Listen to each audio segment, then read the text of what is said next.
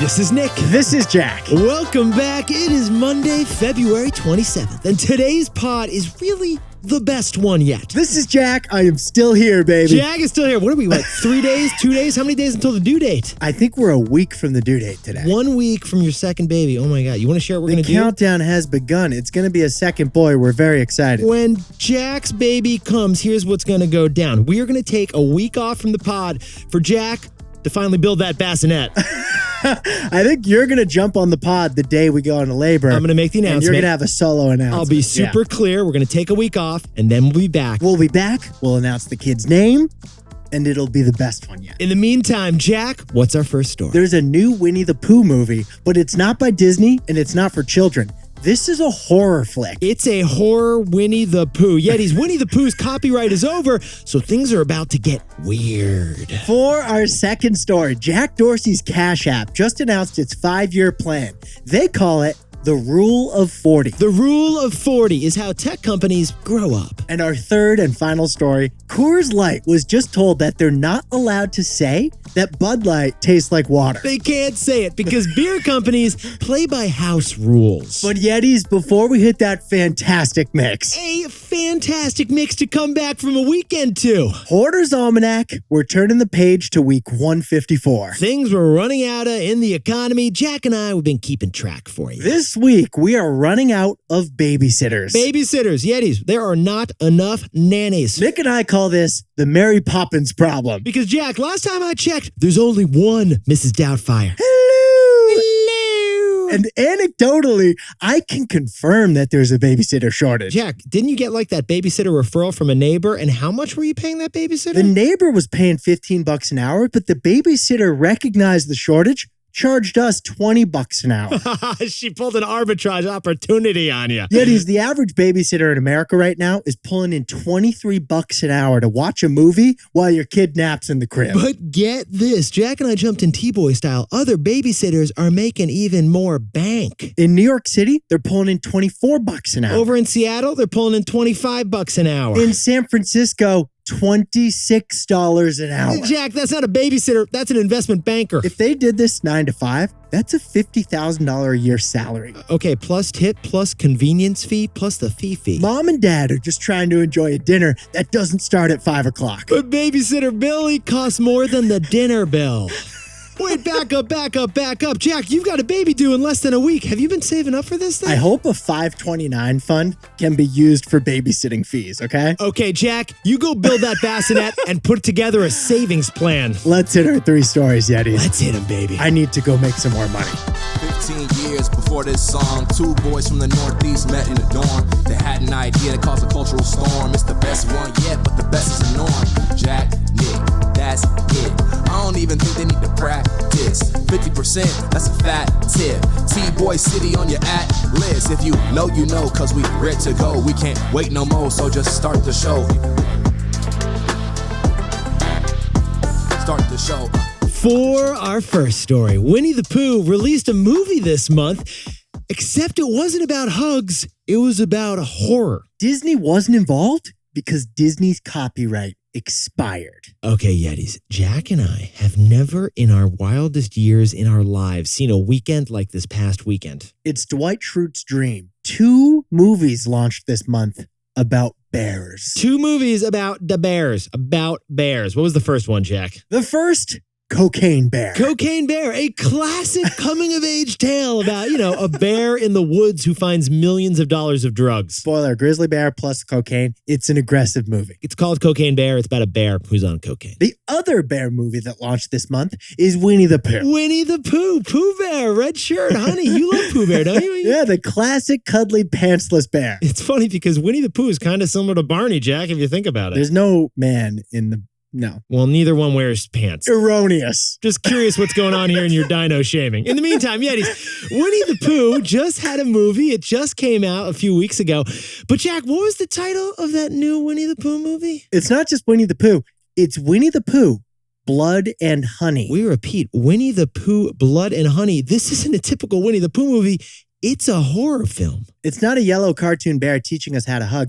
It's a slasher murder movie. Now we know what you're thinking, Yetis. We know what you're thinking. Why haven't Disney's lawyers, which they have more lawyers than most law firms, why haven't they shut down this freaky film? Yeah, like if you name your daughter Ariel, Disney is going to come after you. Jack and I said the word Ursula on the pod the other week. We were scared for days. But Disney's lawyers can't do anything here. Because get this, after 95 years of copyright protection, Winnie the Pooh's copyright just expired. Pooh is not a private merchandisable enterprise anymore. Pooh is public domain for anyone to use or desecrate. Like we could bring him on the pod. This is Nick, this is Jack, that's Winnie the Pooh. Nothing you can do about it. Yeti's copyright law is intended to give artists a financial incentive to create stuff for the public. And it worked. Jack, how much money has Winnie the Pooh brought in over the last, 100 years almost? An estimated $80 billion from Winnie the Pooh over the last 95 years. That's a whole lot of lifts. But Yetis, that financial incentive,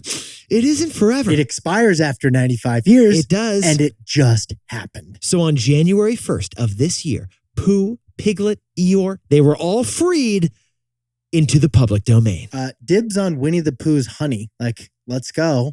Who's launching that honey line? If Jack and I want to open a barbecue joint called Piglets, we can make it happen.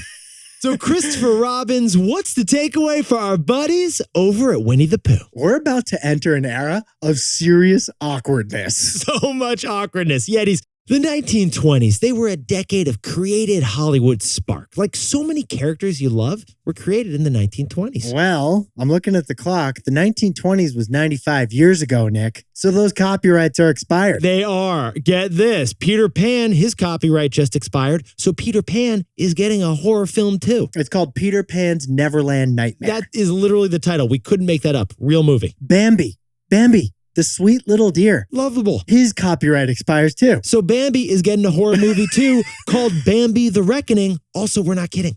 And next year, guess whose copyright expires, Nick? Oh, this is the craziest one of all. Mickey Mouse. Mickey and Minnie Mouse. We could see a Mickey and Minnie Mouse rom-com on HBO because their copyrights are about to expire. Or Netflix control Disney with Pooh Bear versus Mickey. A battle to the death. And it's not just Disney facing this issue. In the next 5 years, Batman and Superman both enter the public domain too. Get ready, Yetis, like Jack and I said. We're about to enter an era of awkwardness. Awkward.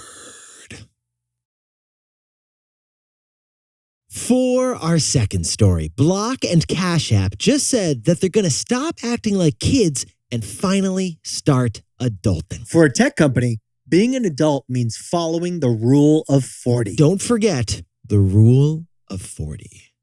But Jack, if we're going to talk about Block, the fintech artist formerly known as Square, we should break down what the three main things they do actually are. Square, the payments tablet you see at every coffee shop, restaurant, and bodega these days. You've seen the Square tablet. It's the one that pressures you to tip 20% on a tube of toothpaste. The second thing they do is Cash App, the peer-to-peer payments and investing app. You've seen Cash App too. It's Gen Z's Venmo, but you can also bend the Bitcoin on that thing. The third thing they do is this futuristic, liberal artsy crypto something or other. Full disclosure, we really struggle to explain that one. If you work at Square and you know, give us a one-pager on this. We're pretty sure Jack Dorsey's beard leads that division. Yeah. But Block and its Cash App just got a message from investors. And what was that message, Jack? Basically, shave the beard, get a haircut, start adulting, put a suit on. Yeah, being an energetic young digital money app is fun, but it's time to start to grow up. Yeah, when you graduated from college, you had to start paying bills every month. You had to start adulting. Well, now that Cash App's 10 years old, it needs to start making some profits. It needs to start adulting. Well, last quarter, Block just announced that revenues surged by 40%, and 51 million people use the Cash App to send money to buddies. That is a lot of growth. That's a lot of fun. But growing without profits, it's kind of like being a kid. So investors, they wanted to start adulting. So Jack, what's the takeaway for our buddies over at Cash App? What does adulting look like for a tech company? It's following the rule of 40. Yeti's Block's CEO, Jack Dorsey, knows that he can't just focus on growth. Investors just aren't cool with that anymore. But Jack also knows that Block isn't big enough to stop growing either. Which leads us to the rule of 40. The rule of 40 is the responsible adult-like financial goal for a tech company to aim for. The rule of 40. It's when revenue growth plus profit margin combined are 40 or higher. And when you get that 40 or higher, then that company is succeeding. Well, last quarter, Block's revenue growth was 40%, but Block lost money. Okay, so let's compare that to the rule of 40. That's 40% revenue growth plus negative 10% profit margin. That's 30, not 40. Block failed the rule of 40 last quarter. Well, Jack Dorsey just said that was unacceptable. And investors, they were proud of that admission. What does adulting look like for a tech company? It's passing the rule of 40. Now, a word about our sponsor, Robinhood. A lot of Yetis don't realize how much prep work goes into this pod. We spend hours every morning jumping in T-Boy style to earnings reports, CEO tweets, breaking news headlines. Yeah, Jack and I are toggling tabs like you toggled IM convos in 2004. Having 8 tabs open can be stressful. You don't need that, especially when investing. Robinhood offers it all in one app. Whether you want to trade options, ETFs, or stocks through Robinhood Financial, Or you want to buy some Bitcoin on Robinhood Crypto. you can do it all on the Robinhood app. If you're not investing in Robinhood yet, to get started, go to Robinhood.com/Tboy and choose your free stock. That's Robinhood.com/TBOY. Limitations apply. Robinhood Financial LLC, member SIPC. All investments involve risk. By the way, this podcast is not owned or part of Robinhood, and we are not employees of Robinhood. For our third and final story, MolsonCoors was just told that it can't make fun of Bud Light anymore. It can't be a beer bully. Because Molson shouldn't poke the pie.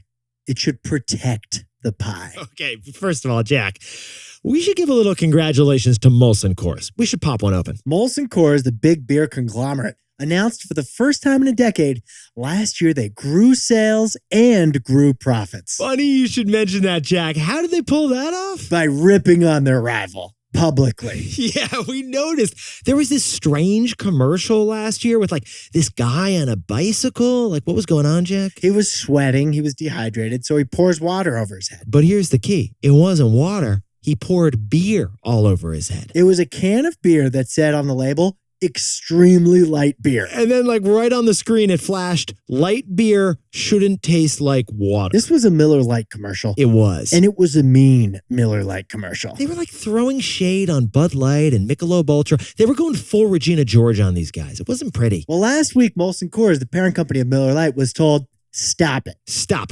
Remove the ad. Don't do that again. That was mean.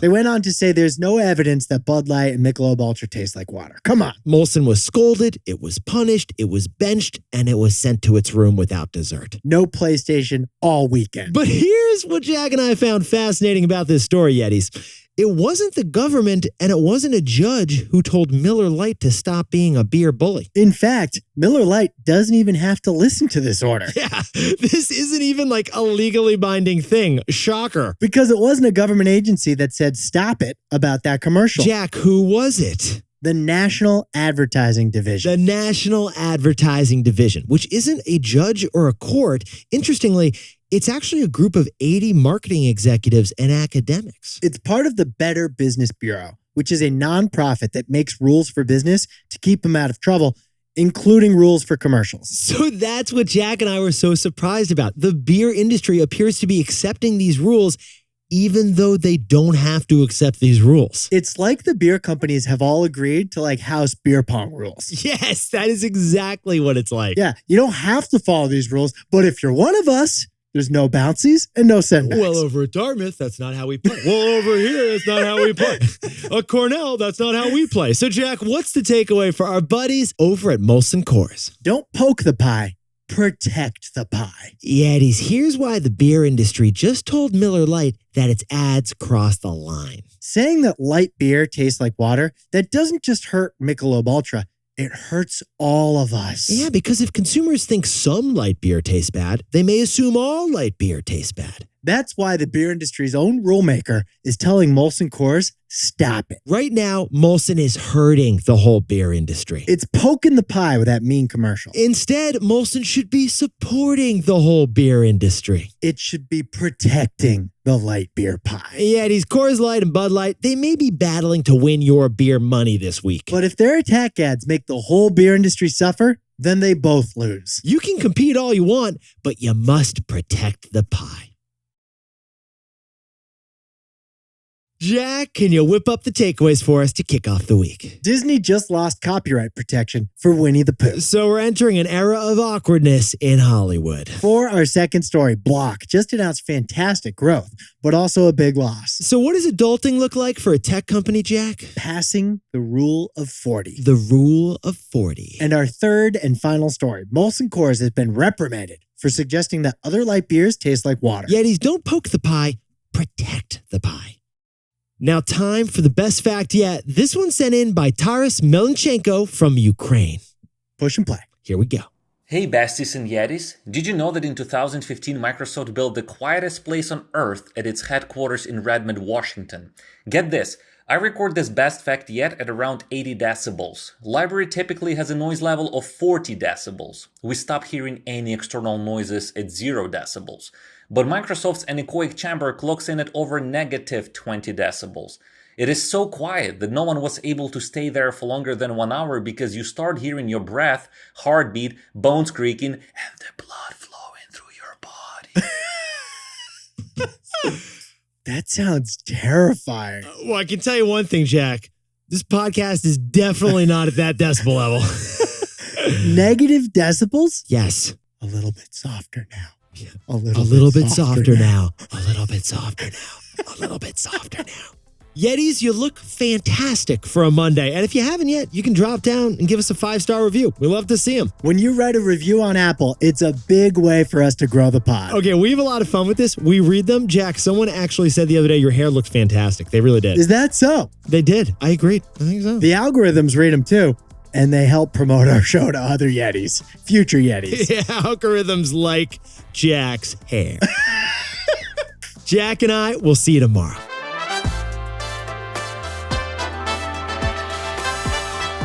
And before we go, congratulations to the whole country of Estonia, which is celebrating 105 years of independence. And congratulations to Pardis. She just got a new job as a senior associate in San Francisco. And Katie Rudolphi is celebrating a birthday, but also just got a new job in London, so she has to move to London, which is exciting, but her friends are going to miss her. And happy 25th birthday to Justin Yambao in Detroit, Michigan. And Nisha Mystery, enjoy that mysterious birthday in Cary, North Carolina. And happy birthday to Michele Finizio, who's celebrating her birthday in Aspen. And last week, Jack and I said Coinbase had a direct listing on the New York Stock Exchange. But as Madeline DeWalt pointed out, it was actually a direct listing on NASDAQ. Stupid. And to anyone else celebrating something today or making a mistake like we just did, make it a T-boy. Celebrate some wins. This is Jack. I own stock of Disney and Netflix, and Nick and I both own stock of Block, Robinhood, and we own some Bitcoin. Now, a word about our sponsor, Robinhood. A lot of you listen to our show while you're driving. 2 hands on the wheel. Keep it 10 and 2. You might be cruising, Chris. No rush. Stay in the right lane. Or you might be Darlene from Duncan, dotting from lane to lane. Yeah, there are different drivers on the road. There are different investors too. Maybe you're cruising down the long-term lane with stock investing, or maybe you're a more advanced full-speed trader. Well, the Robinhood app helps put you in the driver's seat wherever you're at in your investing journey. If you're not investing on Robinhood yet, to get started, go to Robinhood.com/Tboy and choose your free stock. That's Robinhood.com/TBOY. Limitations apply. Robinhood Financial LLC, member SIPC, all investments involve risk. By the way, this podcast is not owned by or part of Robinhood, and we are not employees of Robinhood. Sorry, let me repeat mine and you repeat yours. We both started there. We both ended with Then awful. We're like, oh, and I don't have anything insightful to say.